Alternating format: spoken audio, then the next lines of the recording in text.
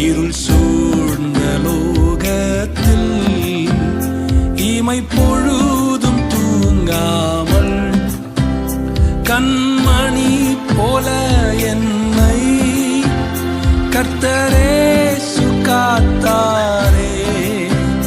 கண்மணி போல என்னை கர்த்தரே சுகாத்தாரே.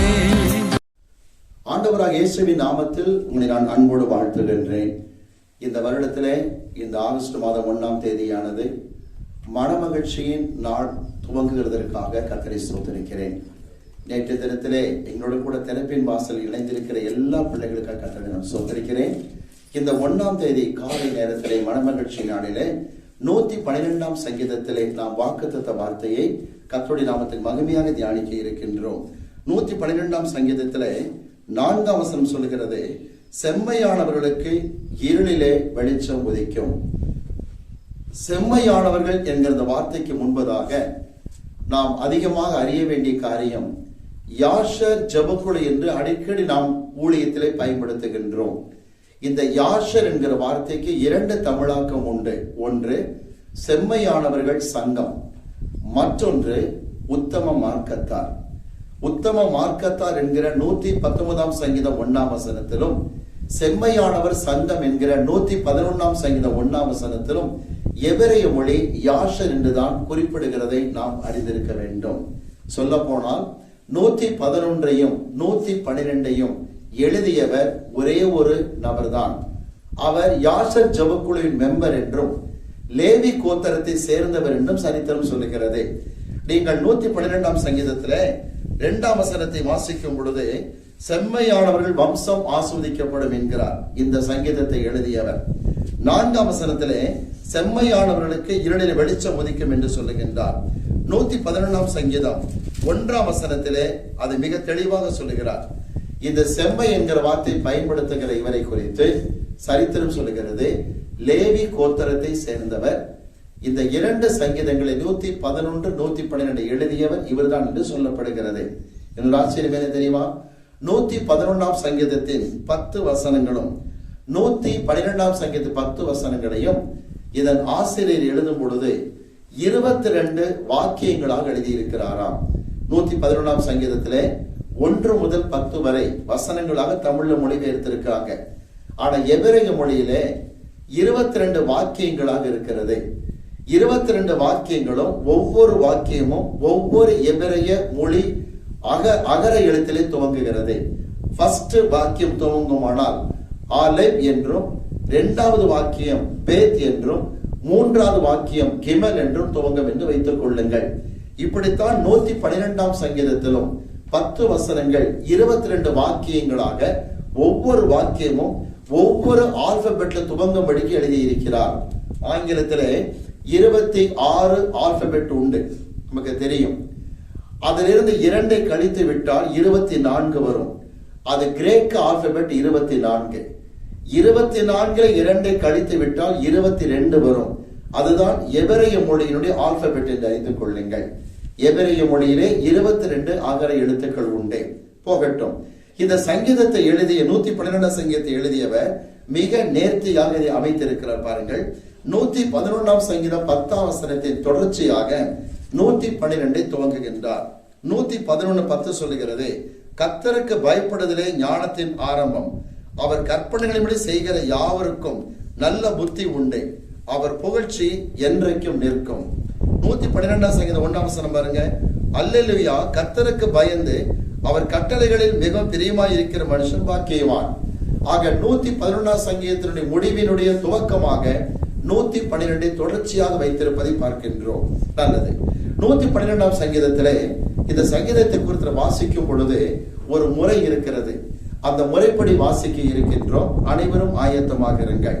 112ஆம் சங்கீதத்திலே முதல் 3 வசனத்தை ஆராதனை தலைவர் வாசிக்க வேண்டும். 4 முதல் 6 வரை நாம் வாசிக்க சபையார் வாசிக்க வேண்டும்.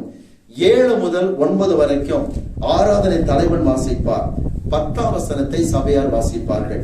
சபையார் மட்டும் வாசிக்க வேண்டியது 4 முதல் 6 மற்றும் 10. ஆயத்தமாயிருங்கள். அல்லேலூயா. கர்த்தருக்கு பயந்து அவருடைய கட்டளைகளில் மிகவும் பிரியமாயிருக்கிற மனுஷன் பாக்கியவான். அவன் சந்ததி பூமியில் பலத்திருக்கும்.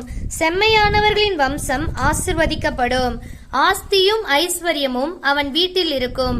அவனுடைய நீதி என்றென்றைக்கும் நிற்கும். செம்மையானவர்களுக்கு இருளிலே வெளிச்சம் உதிக்கும். அவன் இரக்கமும் மன உருக்கமும் நீதி உள்ளவன். இறங்கி கடன் கொடுத்து தன் காரியங்களை நியாயமானபடி நடத்திக்கிற மனுஷன் பாக்கியவான். அவன் என்றென்றைக்கும் அசைக்கப்படாதிருப்பான். நீதிமான் நித்திய கீர்த்தி உள்ளவன். துர்ச்செய்தியை கேட்கிறதினால் பயப்படான். அவன் இருதயம் கர்த்தரை நம்பி திடனாயிருக்கும். அவன் இருதயம் உறுதியாயிருக்கும். அவன் தன் சத்துருக்களில் சரி கட்டுதலை காணும் மட்டும் பயப்படாதிருப்பான். வாரி இறைத்தான், ஏழைகளுக்கு கொடுத்தான். அவனுடைய நீதி என்றென்றைக்கும் நிற்கும். அவன் கொம்பு மகிமையாய் உயர்த்தப்படும். துன்மார்க்கன் அதை கண்டு மனமடிவாகி தன் பற்களை கடித்து கரைந்து போவான். துன்மார்க்கனுடைய ஆசை அழியும். அல்லேலூயா, அல்லேலூயா. ஒன்றாம் வசனத்தை நாம் வாசிப்போமா? வசனம் 1 வாசிப்போம். அல்லேலூயா. கர்த்தருக்கு பயந்து அவருடைய கட்டளைகளில் மிகவும் பிரியமாயிருக்கிற மனுஷன் பாக்கியவான். நீங்கள் 111, 112, 113 ஆகிய சங்கீதங்களை பார்க்கும் பொழுது அல்லேலூயா என்பதில் துவங்குகிறது நீங்கள் பார்க்க முடியும். 113ஆம் சங்கீதம் அல்லேலூயாவிலே முடிவதை பார்க்க முடியும். இந்த அல்லேலூயா சங்கீதங்களில் ஒன்றாகி 112ஆம் சங்கீதத்திலே 1ஆம் வசனம் சொல்லுகிறது, கர்த்தருக்கு பயந்து அவர் கட்டளைகளில் பிரியமாய் இருக்கிற மனுஷன் பாக்கியவான். யார் பாக்கியவானாய் இருக்க முடியும் என்றால், கர்த்தருடைய கட்டளைகளில் பிரியமாய் இருக்கிற மனுஷன் என்று மட்டும் சொல்லவில்லை, கர்த்தருக்கு பயந்து என்று சொல்லுகிறார். ஒரு வார்த்தை நீ புரிஞ்சுக்கணும். கர்த்தருக்கு பயப்படுதல் அர்த்தம் என்ன? நாம் ஆராதிக்கிற தேவன் பயப்படுகிற ரூபத்தில் இருக்கிறாரா? இல்லை. நீதிமொழிகள் 8ஆம் அதிகாரம் 13ஆம் வசனம் என்ன சொல்லுகிறது என்றால், நீதிமொழிகள் 8:13 வாசிக்க கேட்போம். தீமையை வெறுப்பதே கர்த்தருக்கு பயப்படும் பயம். தீமையை வெறுப்பதுதான் தேவனுக்கு பயப்படுகிற பயம் என்று அறிந்து கொள்ளுங்கள். எனக்கு பிரியமானவர்களே, நீதிமொழிகளிலே 16ஆம் அதிகாரத்தில் இதே வார்த்தை வருகிறது. கர்த்தருக்கு பயப்படுகிறதுனால் மனுஷர் தீமை விட்டு விலகுவார்கள். ஒரு காரியம் புரிஞ்சுக்கிடுங்க, தீமை எதுவோ எது பாவமோ அதை வெறுத்து வேதத்திலே பிரியமாய் இருந்தால்தான் பாக்கியவானாய் இருக்க முடியும். சில பேருக்கு பைபிள் ஸ்டடியில விடாம பங்கு கொள்ள ஆர்வம் இருக்கு. வாழ்த்துகிறேன். யூடியூப் மினிஸ்ட்ரி நடத்தும் பொழுது சில சொல்லுவாங்க, ஒரு மெசேஜ் விடாம கேட்கிறேன் ஐயா, ரொம்ப சந்தோஷம். கொடுக்கிற மெசேஜ் டைரியில் எழுதி எழுதி வைத்துக் கொடுக்கிறேன், மிக்க மகிழ்ச்சி. சில ஊழியர்கள் சொன்னாங்க என்னை பார்த்து, நீங்க கொடுத்திருக்கிற அத்தனை மெசேஜ்ல இருந்துமே நூற்றுக்கணக்கான செய்தியை நாங்க தயார் பண்ணி கொடுத்துட்டோம், அத்தனை சந்தோஷம்தான். கேள்வி என்ன தெரியுமா? நீங்கள் கர்த்தருடைய வார்த்தையிலே பிரியமாய் இருக்கிறது மட்டுமல்ல, தீமைக்கு ஒதுங்கி கர்த்தருக்கு பயந்து நடக்கிற வாழ்க்கை இருக்கிறதா என்பதுதான் முக்கியமான கேள்வி. எது சொல்லுகிறது? அவர் கட்டளைகள்ல பிரியமாய் இருக்கலாம், காலமே எழுந்து வேதத்தை வாசிக்கலாம், மணிக்கணக்கா பைபிளை படிக்கலாம், அந்த ஆண்ட்ராய்டு மொபைலை கையில் எடுத்தா கிறிஸ்தவ பிரசங்கமா கேட்டுக்கிட்டு இருக்கலாம், எல்லாம் கரெக்ட் தான். ஒரு கேள்வி, நீங்கள் கர்த்தருக்கு பயந்து தீமை விட்டு விலகி இருக்கிறீங்களான்னு மிக முக்கியமானது. நான் சில உதாரணம் சொல்ல விரும்புகின்றேன். மத்தேயு சுவிசேஷத்திலே 2ஆம் அதிகாரத்திலே இயேசு கிறிஸ்துவை கொலை செய்வதற்கு முயற்சித்தவன் மகா ஏரோது. அவன் மரணத்துக்கு பிறகு கவனிங்க, அர்கலாயு என்பவன் பட்டத்துக்கு வந்தான். ஏறத்தாழ 2 வருஷம் தான் ஆட்சி செல்லுபடியாயிற்று. அவன் சிறையில் அடைக்கப்பட்டு அர்கலாய் தண்டிக்கப்பட்டான். பிறகு அவன் சகோதரனாகிய ஏரோது அந்திப்பா என்பவன் ஆட்சிக்கு வந்தான். ஏரோது அந்திப்பா என்பவன் கவனிங்க, மகா ஏரோதுவின் ஒரு குமாரன் ஒருவன். இந்த ஏரோது அந்திப்பா, அதாவது ஏரோது என்கிற வார்த்தைக்கு துணிச்சலானவன் என்பது பொருளாகும். ஏரோது என்கிற வார்த்தை பட்ட பேராக ஃபேமிலியில கொடுத்திருக்கிறாங்க, துணிச்சலானவர்கள் என்று சொல்லி பொருளாகும். அந்திப்பா என்றால் தகப்பனை போன்றவன் என்பது பொருள். இவனுடைய தகப்பன் எப்படியோ அப்படித்தான் நம்மளும் கூட காணப்பட்டான். நம்முடைய குறிப்புக்கு வருவோம். ஏரோது அந்திப்பா வசனத்தை கேட்க வாஞ்சியாக இருந்தான். வாசிக்கலாமா? மார்க்கு சுவிசேஷம் 6ஆம் அதிகாரம் எடுத்துக் கொள்ளுங்களேன். மார்க்கு சுவிசேஷம் 6ஆம் அதிகாரம் 20ஆம் வசனத்தை வாசிக்கும்படி கேட்டுக்கொள்கிறேன். மார்க்கு 6:20 வாசிக்க கேட்போம். அதென்னென்றால், யோவான் நீதியும் பரிசுத்தமும் உள்ளவன் என்று ஏரோது அறிந்து அவனுக்கு பயந்து அவனை பாதுகாத்து அவன் யோசனையின்படி அநேக காரியங்களை செய்து விருப்பத்தோடே அவன் சொல்லை கேட்டு வந்தான். கவனிங்க, ஏரோது அந்திப்பா என்கிற இவன் யோவான் ஸ்நானகன் ஆலோசனை விருப்பத்தோடு கேட்டான். ஆனா யோவான் ஸ்நானன் எங்க திரும்ப இருக்கிறாரு? சிறைச்சாலையில் இருக்கிறாரு. ஏன் யோவான் ஸ்நானன் சிறைச்சாலைக்கு சென்றார் என்றால், ஏரோது அந்திப்பா தன் சகோதரனாகிய பிலிப்புவின் மனைவியோடு கள்ள தொடர்பாய் இருந்தான். ஏரோது அந்திப்பாவின் மனைவி சற்று பலகீனமானவள். தன் சகோதரனாகிய பிலிப்புவினுடைய மனைவி ஏரோதியாளோடு கூட கள்ள தொடர்பில் இருந்தான். சகோதரன் மனைவின்னு சொன்னா இவனுக்கு சிஸ்டர் இன் லா அப்படின்னு இருக்கணும். இவர் தான் இஷ்டத்துக்கு ஒய்ஃப் இன் லாவா மாத்திக்கிட்டார். இவருடைய பாலிசி வேற மாதிரி போயிடுச்சு. இந்த பாவத்தை யோவான் ஸ்நானன் கண்டிக்கிறார். அவர் கண்டித்ததால் ஏரோதியாள் பேச்சை கேட்டு ஏரோது அந்திப்பா காவலில் யோவான் ஸ்நானனை வைத்திருந்தார். ஆனா யோவான் ஸ்நானன் பிரசங்கத்தை கேட்க ரொம்ப ஆசை, உட்கார்ந்து மணிக்கணக்கு ஆலோசனை கேட்க ஆசை. நீ கர்த்தருடைய வார்த்தையில பெரியமாயிருது என்ன பிரயோஜனம்? உன் வாழ்க்கையில தீமை வெறுக்கவில்லையே. எது கர்த்தருக்கு பயப்படுகிற பயம்? தீமை வெறுப்பது. யோவான் பிரசங்கத்தை கேட்டு, யோவான் ஸ்நானன் பிரசங்கத்தை கேட்டு ஏரோதியாளை அடிச்சு துரத்தி இருந்தா நீ கெட்டிக்காரன். அவனையும் பக்கத்துல வச்சுக்கிட்டு இருக்கிற, சத்தியத்தை கேட்க ஆசைப்படுற. எச்சரிக்கையாய் சொல்லுகிறேன், திருச்சபை மக்களுக்கு எச்சரிக்கையாய் சொல்லுகின்றேன். பைபிள் ஸ்டடிலையும் வாஞ்ச, ஆராதனைகள்ல வாஞ்ச, தெரப்பின் வாசல் என்ன, எல்லா பாசிட்டிவ் ட்ரெயின்ல வாஞ்சதான். ஆனாலும் உன் வாழ்க்கையில உலக பிரகாரமான கள்ள தொடர்புகள், கள்ள சிநேகம் இன்னும் நீடிக்குமானால் வேதம் சொல்கிறது நீ கர்த்தருக்கு பயப்படவில்லை. எவன் தீமை விட்டு விலகி கர்த்தர் கற்பனைகளை பிரயாசமாக இருக்கிறானோ, பிரியப்படுகிறானோ அவனை பாக்கியவானாக இருப்பான். பாக்கியவானுக்கு எதிர்ப்பதம் என்ன தெரியுமா? சபிக்கப்பட்டவன், பாக்கியத்தை இழந்தவன். திரும்ப சொல்லுகின்றேன், யோனாவின் குமாரனாகி சீமோனே நீ பாக்கியவான். பேதுரு மனம் கசந்து அழுதார், தன்னை ஒப்பு கொடுத்தார், பாக்கியவானா இருந்தார். பேதுரு மறுதலித்தார். அடுத்து பாருங்கள், யூதாஸ் இயேசுவை காட்டி கொடுத்தான். அவனுக்கு வேதம் சொல்லுகிற வார்த்தை பாக்கியவான் அல்ல, என்னை காட்டி கொடுக்கிறவனுக்கு ஐயோ. ஐயோ என்கிற வார்த்தைக்கு அர்த்தம் என்ன? நித்திய ஜீவனை இழந்தான் என்பது பொருள். எச்சரிக்கையா சொல்லுகிறேன், கர்த்தருக்கு பயப்படாமல், தீமையை விட்டு விலகாம, சர்ச்சு மாத்திரம் கரெக்ட் அட்டன் பண்ணி பைபிள் ஸ்டடியில ரொம்ப ஆசையா இருந்தா பிரயோஜனமே கிடையாது, பாக்கியத்தை தராது. இன்னொரு நபரை குறித்து பார்க்கலாமா? அதாவது இந்த குறிப்பிட்ட ஏரோது அகிரிப்பா என்பதை குறித்து சொல்ல வரும்போது ஏரோது அந்திப்பா குறித்து பார்த்தோம். இந்த ஏரோது அந்திப்பாவுடைய கவனிங்க மகன், ஏரோது அந்திப்பா மகன் ஏரோது அகிரிப்பா. ஏரோது அகிரிப்பா என்கிறவன் ஆட்சிக்கு வந்த பொழுது செய்த காரியம் என்ன? அகிரிப்பா என்கிற வார்த்தை கர்த்தனை தெரியுமா? ஏரோதுனா துணிச்சல்காரன். அகிரிப்பான்னு சொன்னா காட்டு குதிரையை அடக்கிறவன். என்னங்க ஒரு பரிதாபம்! காட்டு குதிரை அடக்கக்கூடியவன் அர்த்தத்தில் அகிரிப்பான் பேர் வச்சிருக்கான். தன்னைத்தான் அடக்க முடியலைங்க அவனால. என்ன தப்பு செஞ்சான்? இந்த ஏரோது அகிரிப்பா லிசன் கேர்ஃபுல்லி, தான் கூட பிறந்த தங்கச்சி பெர்னிக்கேயாளோட கூட கள்ள தொடர்பிலே காணப்பட்டான். யார் தெரியுமா? ஏரோது அகிரிப்பா. சரித்திரத்தை இணைத்து நான் பேசுகின்றேன். ஏரோது அகிரிப்பாவின் மனைவி பலகீன படுக்கையில் காணப்பட்டாள்.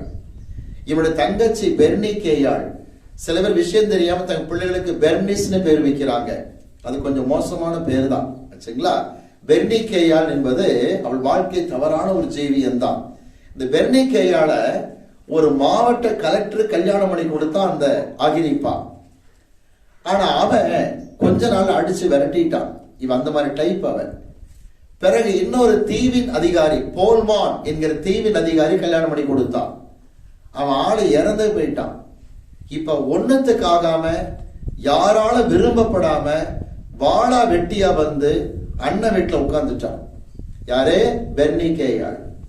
நாட்கள் கடந்த ஒரு நாள் ஏரோது அகிரிப்பாவின் மனைவி தற்செயலாக அரண்மனை வளாகத்தில் உலாவிக் கொண்டிருக்கும் பொழுது தன் கணவன் ஏரோது அகிரிப்பாவும் அவன் தங்கை பெர்னிக்கேயாளும் தவறான உறவில் இருப்பதை பார்த்து விட்டாள். மயங்கி கீழே சாய்ந்தாள், ஜீவனை விட்டாள்.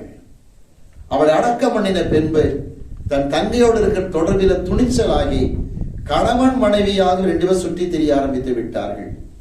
இது தேசத்திற்கே தெரியும், அரசாங்கத்திற்கு அதிகாரிகளுக்கெல்லாம் தெரியும். இதைத்தான் லூக்கா தன்னுடைய வசனத்திலே மிக தெளிவாக எடுத்து காட்டுகின்றார். வாசிக்கலாமா? அப்போஸ்தலர் நடவடிக்கைகள் 25ஆம் அதிகாரம், அப்போஸ்தலர் 25ஆம் அதிகாரம் 23ஆம் வசனத்தை வாசிக்க கேட்போம். அப்போஸ்தலர் 25:23. மறுநாளிலே அகரிப்பாவும் பெர்னிக்கேயாலும் மிகுந்த ஆடம்பரத்துடனே வந்து, கொஞ்சம் கவனிங்க, அகிரிப்பா ராஜாவும் அவன் தங்கச்சி பெர்னிக்கேயாலும் மிகுந்த ஆடம்பரத்துடனே வந்தார்களாம். இந்த ஆடம்பரத்துடனேங்கிற வார்த்தைக்கு கிரேக்க பைபிள்ல லூக்கா கொடுக்கிற வார்த்தை தெரியுமா? பென்டாசியா என்று கொடுத்திருக்கிறார். பென்டாசியா அர்த்தம் தெரியுமா? ஜோடி போட்டு வந்தாங்கன்னு அர்த்தம். ஒரு கேவலமான வார்த்தை கொடுத்துட்டாரு. அகிரிப்பா அண்ணன், பெர்னிக்கேயாள் தங்கச்சி, கவனிக்கிறீங்களா? அண்ணனும் தங்கச்சியும் முறைகேடான உறவில் காணப்படுகிற அவர்கள் ஜோடி போட்டு வந்தாங்க. யாரை விசாரிக்க? பரிசுத்தவானாக இருக்கிற பவுலை விசாரிக்க ஒரு அயோக்கிய வந்து நின்றுகிட்டு இருக்கிறான். பவுல் முன்னாடி பவுல் நின்றுகிட்டு இருக்கிறார். தன் சாட்சியை கவனிங்க. பவுல் மிக நேர்த்தியாக தெளிவாக எடுத்து பேச பேச பேச பேச கிரேக்க பைபிள் இருக்கிற மாதிரி சொல்லி தருகிறேன். அரங்கமே கலகலத்து போனது மட்டுமல்ல, அகிரிப்பாவை பார்க்கிறார்கள், பவுலையும் பார்க்கிறார்கள். பவுல் யார் தெரியுமா? கல்யாணம் பண்ணி மனைவியை மரணத்துக்கு பறிகொடுத்த விடோவர்.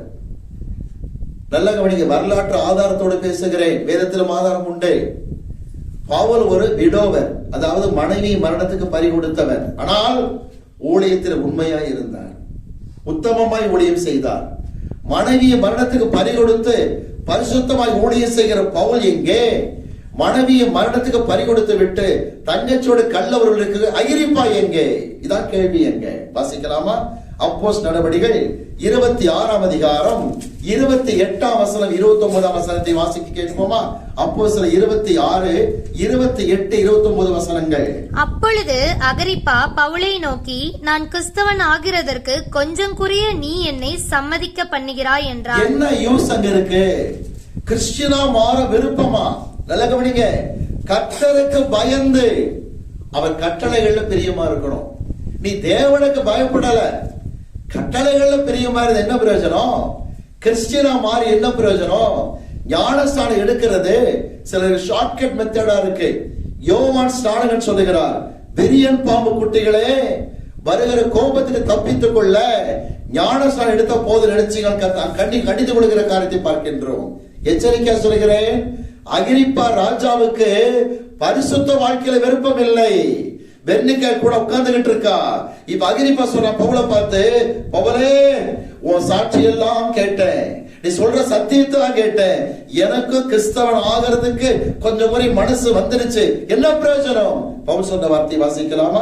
அப்போஸ்தலர் 26ஆம் அதிகாரம் 29ஆம் வசனத்தை வாசிக்க கேட்போம். 29ஆம் வசனம். அதற்கு பவுல், நீர் மாத்திரமல்ல, இன்று என் வசனத்தை கேட்கிற யாவரும், இன்று வசனத்தை கேட்கிற எல்லாருமே கொஞ்சம் குறைய மாத்திரமல்ல, இந்த கட்டுகள் தவிர, என் மேல போட்டுக்க சங்கிலி செயினை தவிர முழுவதும் என்னை போல் ஆகும்படி தேவனை வேண்டிக் கொள்கிறேன் என்றான். இந்த வார்த்தையை சொன்ன அரங்கமே சிரித்து விட்டது. நான் சரித்திரத்துக்கிற அந்த ஆக்ஷனை வச்சு நான் சொல்ல விரும்புறேன். இன்னைக்கு கொஞ்சம் கவனிக்கிறீங்களா? பவுல் டக்குன்னு சொன்னார், அகிரிப்பா மன்னா, நீர் மாத்திரமல்ல, எல்லாரும் மாறணும். எப்படி மாறணும்? என் மேல செயின் போட்டிருக்கீங்களே, செயினை தவிர முழுவதும் என்னை போல் மாற வேண்டும். கையை காட்டி பேசுறார் பவுல். அகிரிப்பா தலை குனிந்தான். செயினை தவிர, சங்கிலியை தவிர என்னை மாதிரி மாறுவியா?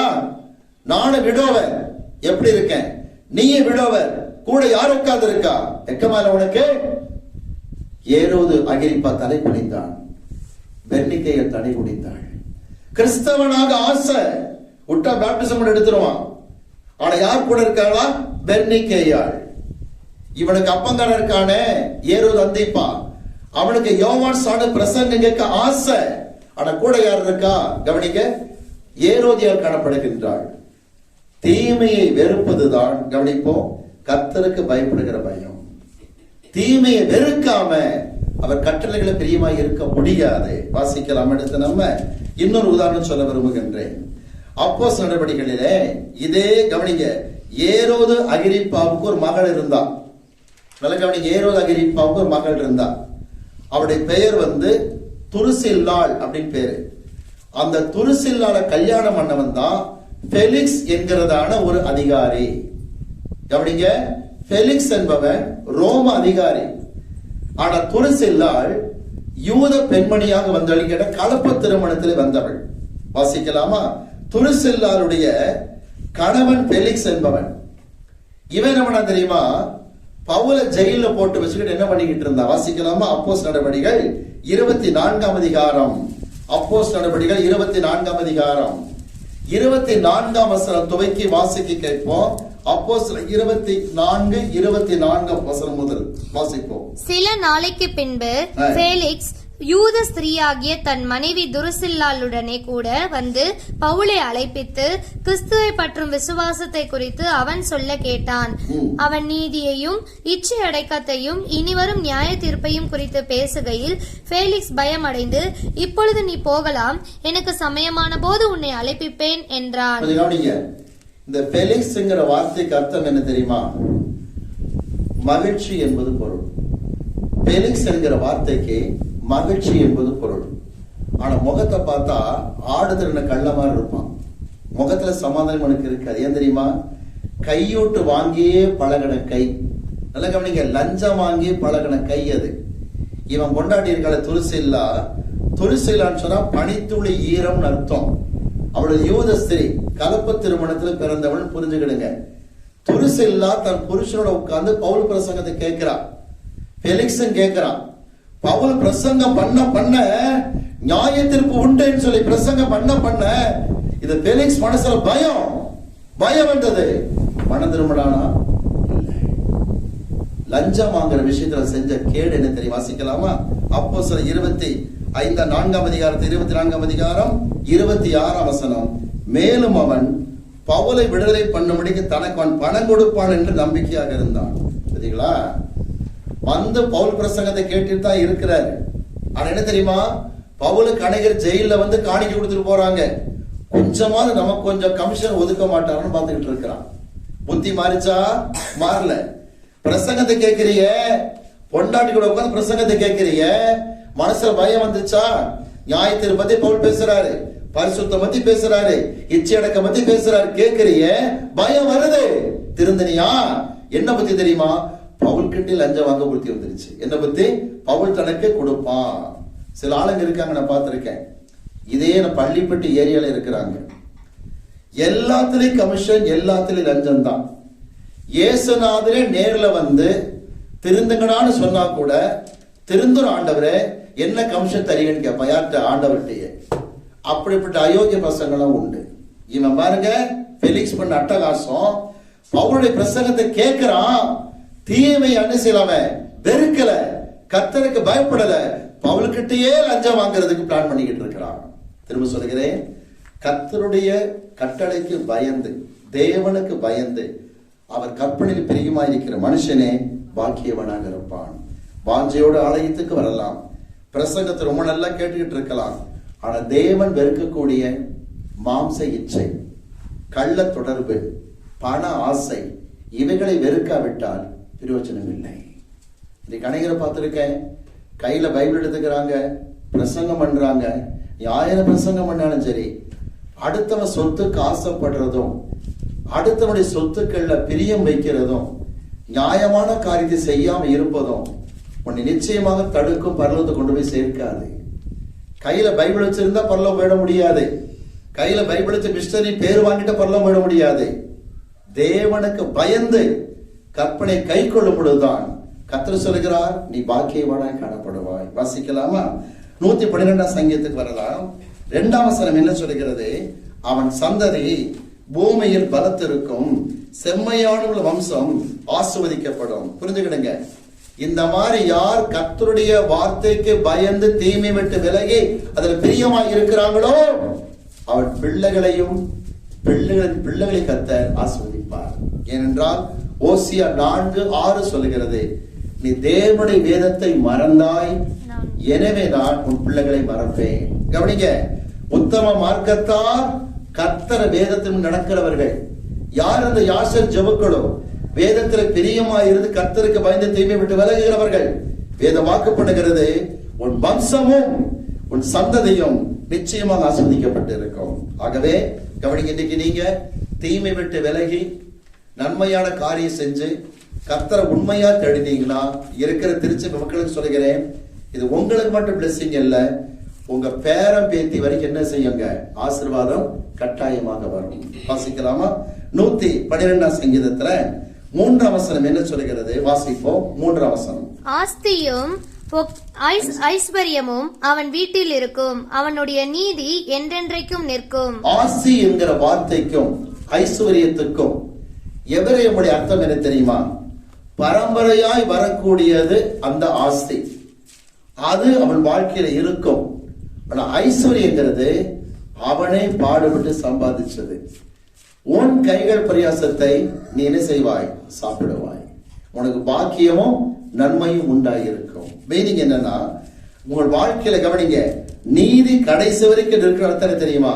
உங்க பிள்ளைங்க பேர பிள்ளைங்க உங்களை பத்தி சாட்சி சொல்லுவாங்கன்னு அர்த்தம். 3 வசனம் பாருங்க, அவன் நீதி என்றைக்கும் நிற்கும். பின்வருகிற சந்ததி உங்களை பத்தி சாட்சி சொல்லும். இன்றைக்கு இதே சேலம் மாவட்டத்துல அநேக பணக்காரர் உண்டு, ஏராளமாக சொத்துக்களை சேர்த்து வச்சிருக்கிறாங்க. அவங்க பேரப்பிள்ளை உட்கார வச்சு கேட்டு பாருங்க, எங்க தாத்தா அந்த காலத்துல அநியாயமா சொத்து சேர்த்தாருன்னு சொல்லுவாங்க. நாங்க இந்த சொத்துக்களை வெறுத்துட்டோம், யா ஆண்டவருக்கு ஒப்பு கொடுத்து வந்துட்டோம். பேரப்பிள்ளைங்க ஒழுங்கா சாட்சி சொல்லாது. சில பிள்ளைங்க தங்கள் தகப்பன் சம்பாதித்து குறித்து நல்ல சாட்சி கொடுக்காது. என் அன்பான பிள்ளைகளை கவனித்துக் கொள்ளுங்க, உங்க நீதி நிக்கணும்னா, உங்க சாட்சி தலைமுறைத்தனம் பேசப்படணும்னு சொன்னா, சம்பாதித்த கர்த்தர் ஆசீர்வதிக்கணும்னு சொன்னா, செம்மையான பிள்ளையாய் காணப்பட வேண்டும். அவன் ஆஸ்தி ஐஸ்வர்யம் வீட்டில் இருக்கும், அதாவது அடுத்தவன் கொள்ளையடிக்க மாட்டான். அவன் சாட்சி என்றைக்கும் நிற்கிறதாய் காணப்படும். வாசிக்கலாமா? 4 வசனத்திலே 2ஆம் பகுதியை வாசிக்கிறேன். அவன் இரக்கமும் மன உருக்கமும் நீதியும் உள்ளவன். அவன் இரக்கம் உள்ளவன், உருக்கம் உள்ளவன், நீதி உள்ளவனாய் காணப்படுகின்றான். எந்த விதத்தில் காணப்படுகின்றான் பாருங்கள். 4ஆம் வசனத்தில் சொல்லப்படுகிறது, அவன் இரக்கம் மன உருக்க நீதி எதிர காட்டுறான்னா, வசனம் 5 பாருங்கள், இறங்கி கடன் கொடுத்து தன் காரியங்களை நியாயமானபடி நடப்பிக்கிற மனுஷன் பாக்கியவான்.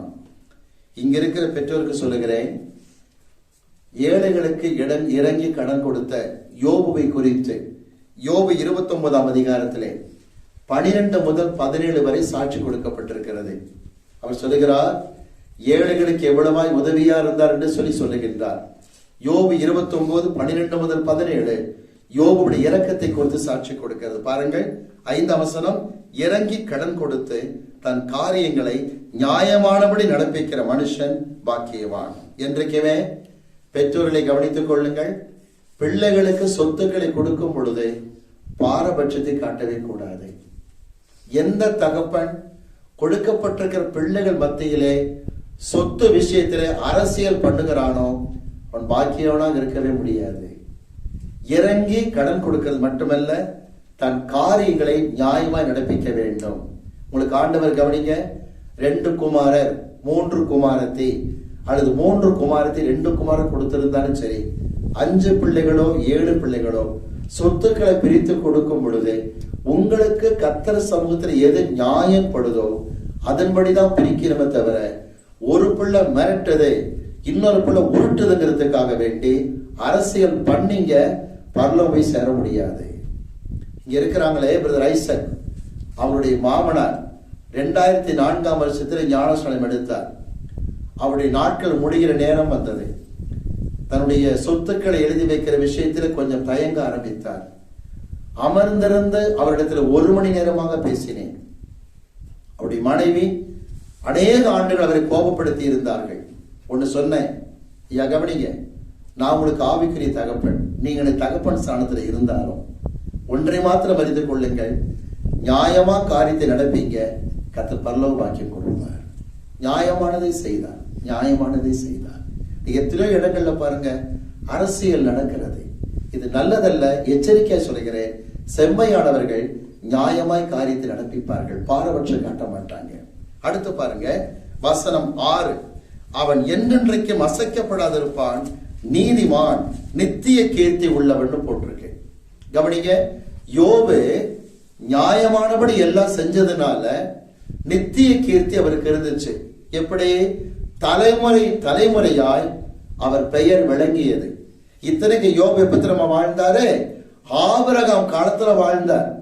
நல்ல கவனிங்க, ஆதியாகமத்துல 25ஆம் அதிகாரத்துல ஆபிரகாம் தன்னுடைய மறுமனையாட்டிகளுக்கு மனைவிகளுக்கெல்லாம் ப்ராப்பர்ட்டி செட்டில் பண்ணும்போது யோபுவுக்கு வயது 50 என்று சரித்திரம் சொல்லுகிறது. அன்றைக்கே கர்த்தருக்கு பயந்திருந்த உத்தமனாய் இருந்த யோபுவின் கீர்த்தி எசேக்கியேல் 14:14 சொல்லப்படுகிறது.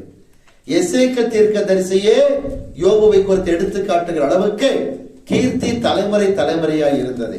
யாக்கோபு 5ஆம் அதிகாரம் பாருங்கள், 11ஆம் வசனம் சொல்கிறது, புதிய ஏற்பாட்டிலே யோபுவின் பொறுமையை குறித்து கேள்விப்பட்டிருக்கிறீர்களே. கவனிங்க, யாக்கோபு நிருபம் வரைக்கும் வந்தாச்சு. யார் கீர்த்தி? யோபுவின் கீர்த்தி. 112ஆம் சங்கீதம் பாருங்கள், வசனம் 6, நீதிமான் நித்திய கீர்த்தி உள்ளவன், தலைமுறை தலைமுறையாய் அவன் பெயர் பிரஸ்தாபம் இருக்க மிகவும் முக்கியமான காரியம்.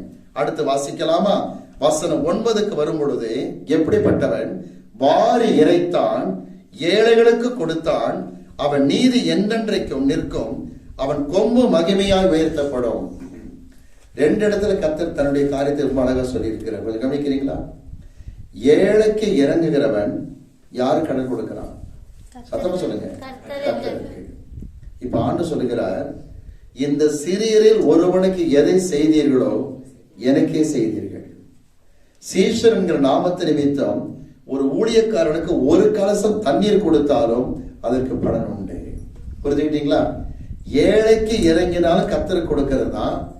ஊழியக்காரனுக்கு ஆதரவு கொடுத்தால் யார் ஆதரிக்கிறோம்? கர்த்தருக்கு கொடுக்கிற ஆதரவு தான்.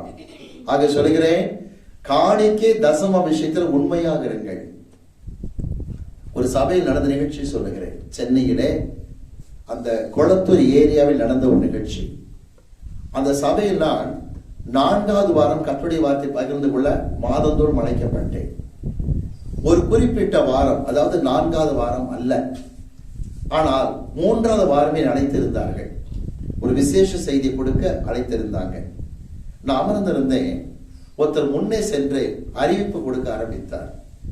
அந்த போதகருடைய அசிஸ்டண்டாக இருக்கிற உதவி ஊழியக்காரர், அருமையான பிள்ளைகளே, தேவனுடைய சபையினுடைய ஊழியத்தின் தேவை என்று ஆரம்பித்ததும் பின்னாடி இருக்கிற வாலிபன் பக்கத்துக்கு ஃப்ரெண்டு கிட்ட ஆரம்பிச்சிட்டான் பத்தியா, பிச்சை எடுக்க ஆரம்பிச்சிட்டான் பத்தியா, என்ன சொல்றாரு? பிச்சை எடுக்க ஆரம்பிச்சிட்டான் பத்தியா, இவனுக்கு இதுதான் புராணமே, ஊழியம் தேவைன்னு ஆரம்பிச்சிட்டான் பத்தியான்னு சொல்லிக்கிட்டு இருந்தார். ஆனா அந்த குறிப்பிட்ட வாலிபன் நல்ல உத்தியோகத்தில் இருக்கான். அன்றைக்கே அவன் ஒரு மாதத்துக்கு 60,000 சம்பாதிச்சுக்கிட்டு இருந்தான். அவன் கழுத்துல பார்த்த மைர செயின் போட்டிருப்பான், கையில மோதிரங்கள் போட்டிருப்பான். பணக்கார வாலிபனாய் காணப்பட்டவன். துச்சமாக அந்த ஊழியக்காரரை பத்தி பிச்சைக்கார ஆரம்பிச்சிட்டான் பத்தி அப்படின்னு சொன்னார். ஆனா யாருமே எதிர்பார்க்கலீங்க. நல்லா இருந்தான். அவன் குடும்பம் அவனைத்தான் நம்பி இருந்தது.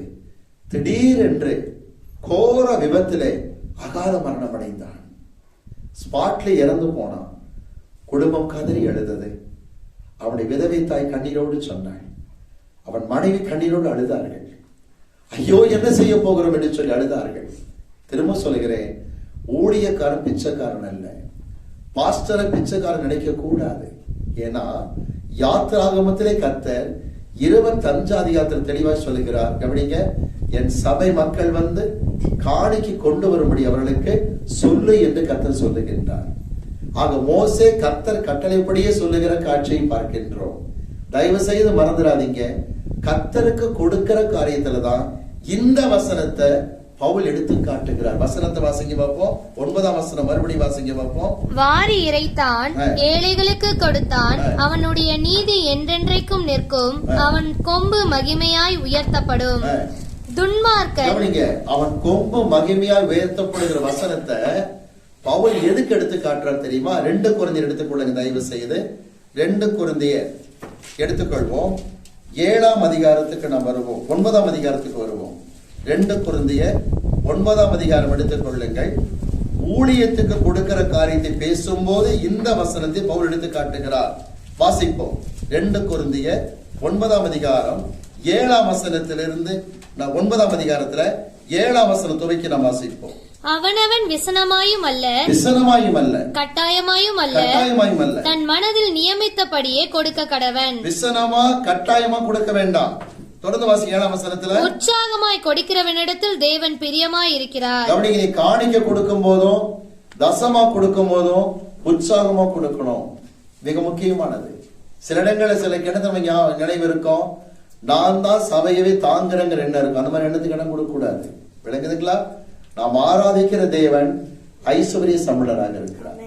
நீங்க சபையில அதிகமான தசமா கொடுக்கறதுனாலையும் அதிகமா காணிக்க கொடுக்கறதுனால சொல்ல வேண்டிய வார்த்தை தெரியுமா? தேவனே, இந்த சபைக்கு அதிகமாய் கொடுக்கிற ஸ்லாக்கியத்தை எனக்கு கொடுத்தபடியா சோத்திரம் சொல்லணும்.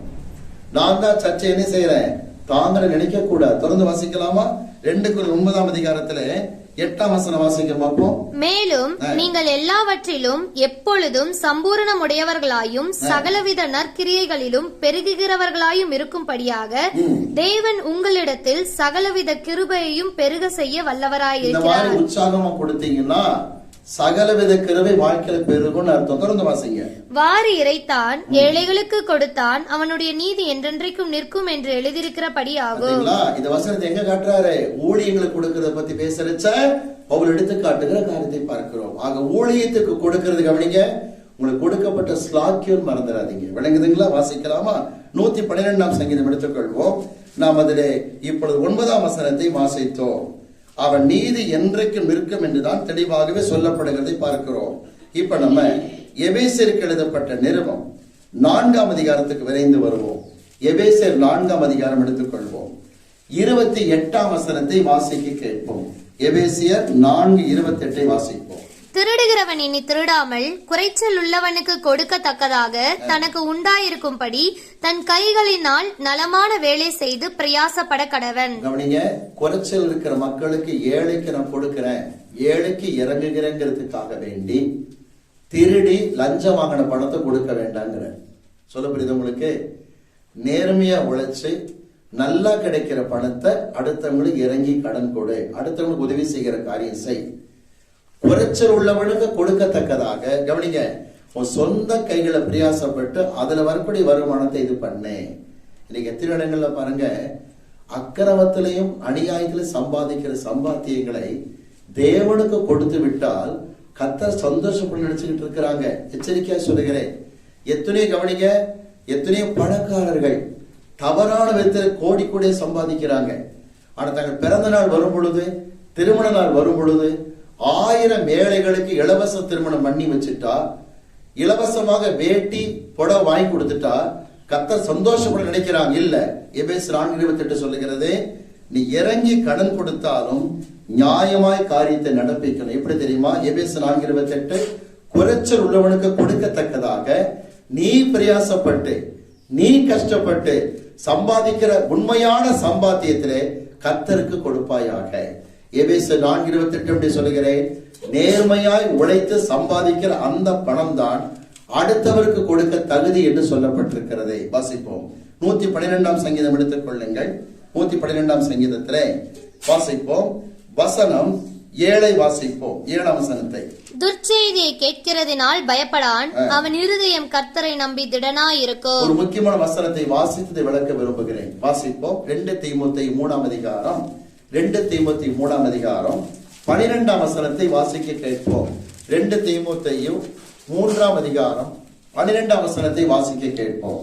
அன்றையும் கிறிஸ்து இயேசுவுக்குள் தேவ பக்தியாய் நடக்க மனதாய் இருக்கிற யாவரும் துன்பப்படுவார்கள். தேவ பக்தியாய் யார் நடக்க மனசா இருக்காங்களோ அவங்களுக்கு என்ன வரும்? கஷ்டம் வரும். என்ன கஷ்டம் வரும்? பாருங்க, 112ஆம் சங்கீதம் 1ஆம் வசனம். கட்டளைகள்ல பிரியமாயிருந்து கர்த்தருக்கு பயந்து நடக்கிறான்னா அவன் வாழ்க்கையில கவனிப்போம் 3 முக்கியமான பிரச்சனைகள் வரும். ஒன்று என்ன? வாசிப்போம். 112ஆம் சங்கீதத்திலே 4ஆம் வசனம், இருள் அவனை சூழ்ந்து கொள்ளும் நேரங்கள் வரும். செம்மையானவர்களுக்கு கவனிங்க, வெளிச்சமாக இருக்கும் பைபிள்ல இல்ல, இருளிலே வெளிச்சம் உதிக்கும் தான் போட்டிருக்கு. அப்ப ஒண்ணு புரிஞ்சுக்கிடுங்க, உண்மையா உத்தமமா இருந்தா எப்போது வெளிச்சமா இருக்காது. என்ன வரும்? இருட்டும் வரும்.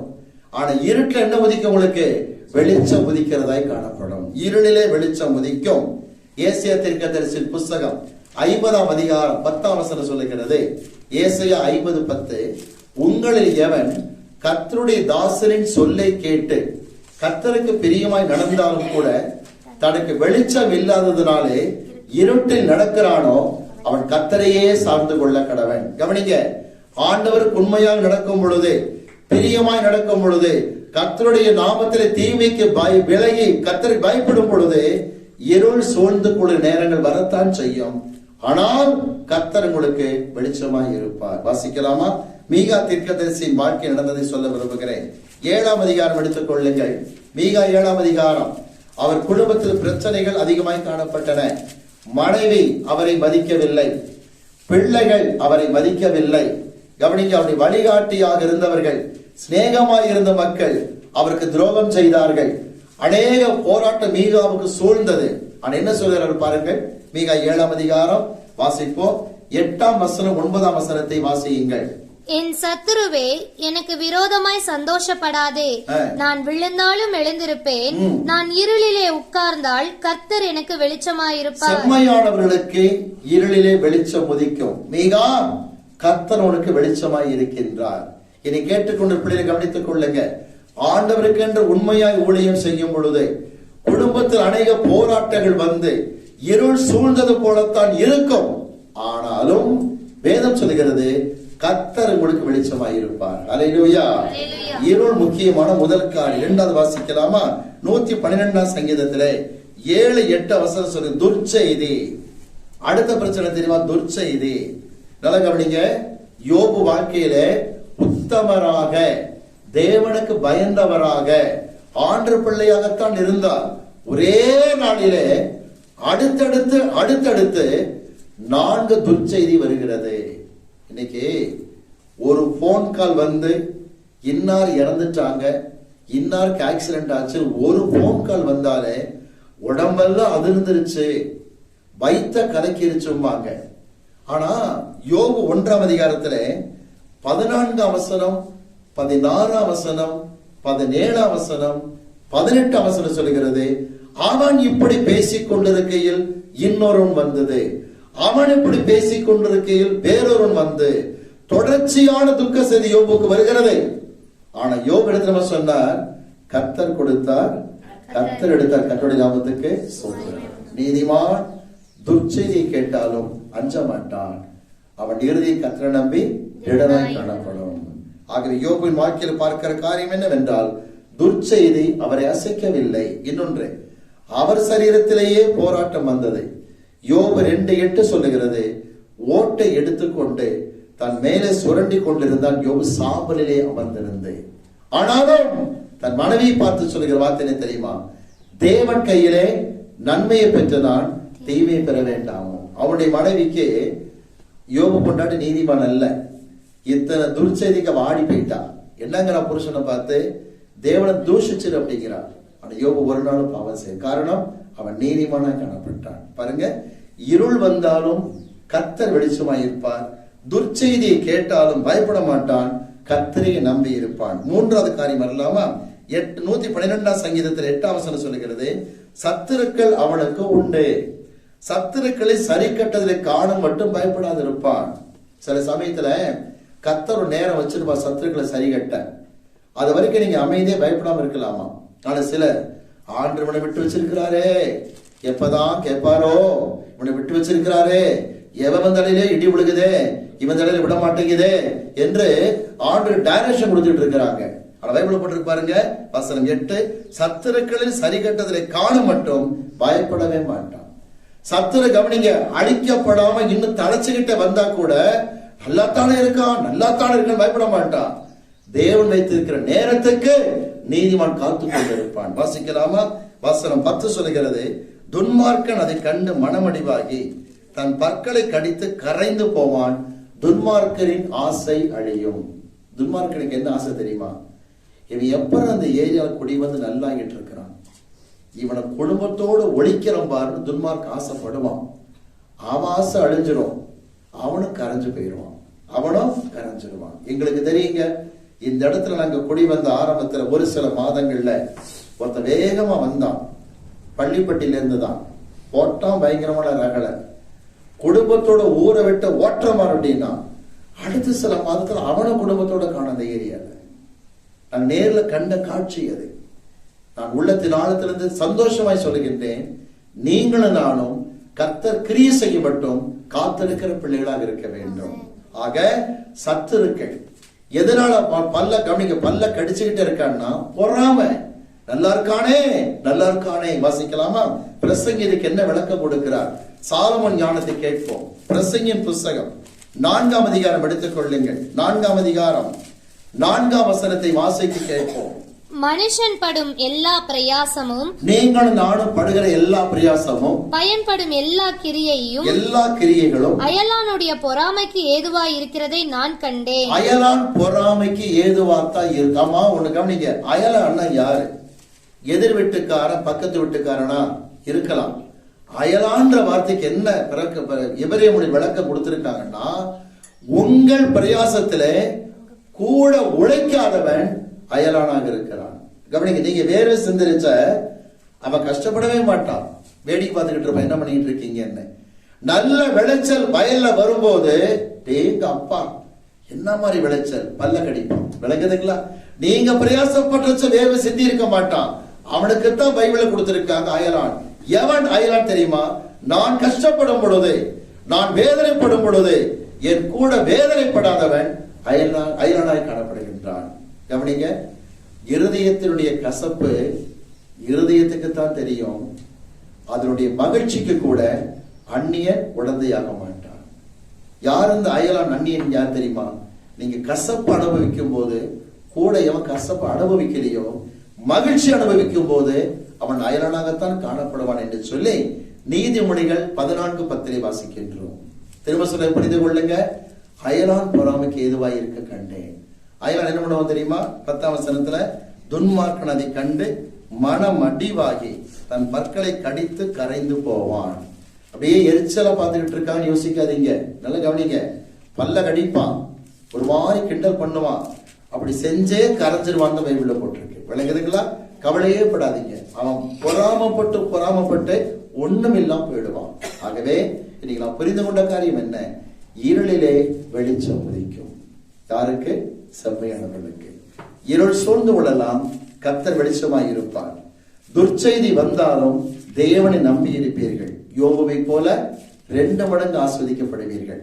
3ஆவதாக, சத்துருக்களை சரி கட்டுதலை பார்க்க மட்டும் நீங்கள் பொறுமையாய் இருப்பீர்கள். சத்துரு பல்லை கடித்து கடித்து அவன் கரைந்து விடுவான். நீங்களும் என்றைக்கும் கொம்பும் மகிமையா உயர்த்தப்பட்டு கனமடைந்த பிள்ளைகளாக இருப்பீர்கள். ஜெபிக்கலாம். ஆண்டு சமூகத்துல எல்லாரும் ஜெபத்தில் இருப்போம். கர்த்தருடைய சமூகத்தை நோக்கி நாம் பார்க்கலாம். எல்லாரும் ஜெபத்தில் இருப்போம். Thank you master. இருளிலே வெளிச்சம் உதிக்கும். சொற்செய்தியை கேட்டாலும் கர்த்தரை நம்பி திடனாய் இருப்பார்கள். மட்டுமல்ல, சத்துருக்களை சரி கட்டுதலை நிச்சயமாய் பார்ப்பார்கள். எத்தனை பெரிய ஸ்லாக்கியம் நமக்கு. நம்மை தாழ்த்தி ஒப்பு கொடுத்து பிரார்த்தனை செய்யலாமா? உங்களுக்காய் பாரத்தோடு ஜெபிக்க விரும்புகிறேன். தேவன் இந்த ஆகஸ்ட் மாதம் மட்டுமல்ல, வாழ்நாள் முழுவதும் 112ஆம் சங்கீதத்தை ஆசீர்வாதமாக்கி கொடுப்பாராக. பரிசுத்தமுள்ள பிதாவே, எங்களோடு பேசின வார்த்தைகளுக்காக உமக்கு ஸ்தோத்திரம் ஐயா. சத்தியத்தை கேட்ட எல்லா பிள்ளைகளையும் பேர் பேரா ஆசீர்வதிப்பீராக. அவரவர் உள்ளத்தில் ஆண்டவர் என்னென்ன தாகத்தோடு வந்தார்களோ அதற்கேற்ப கர்த்தர் பேசுறதற்காய் ஸ்தோத்திரம். யூடியூப் வாயிலாக இந்த சத்தியத்தை கேட்கிற எல்லாரையும் ஆசீர்வதித்து இப்படி நாமத்தை மகிமைப்படுத்தும். வாழ்க்கையில இருட்டிலே வெளிச்சம் உதிப்பதாக, இருளிலே வெளிச்சம் உதிப்பதாக இப்படி தெய்வீக நாமத்தை மகிமைப்படுத்துவீராக. தேவனே, நான் இருளில் அமர்ந்திருந்தாலும் கர்த்தருக்கு வெளிச்சமாய் இருப்பார் என்று மீகா சொன்னது போல பிள்ளைகளை தைரியப்படுத்தும். யோபு தன் வாழ்க்கையில திட நம்பிக்கையாக இருந்து ரெட்டிப்பான ஆசீர்வாதத்தை பெற்றது போல பிள்ளைகள் இழந்ததை ரெட்டிப்பாய் பெறுவார்களாக ஆண்டவரே. சத்துருக்கள் மனமடி அடைவார்கள் ஆண்டவரே. பற்களை கடித்து கரைந்து போவார்கள் அப்பா. எங்களை கர்த்தர் பலப்படுத்துவதற்காக ஸ்தோத்திரம்.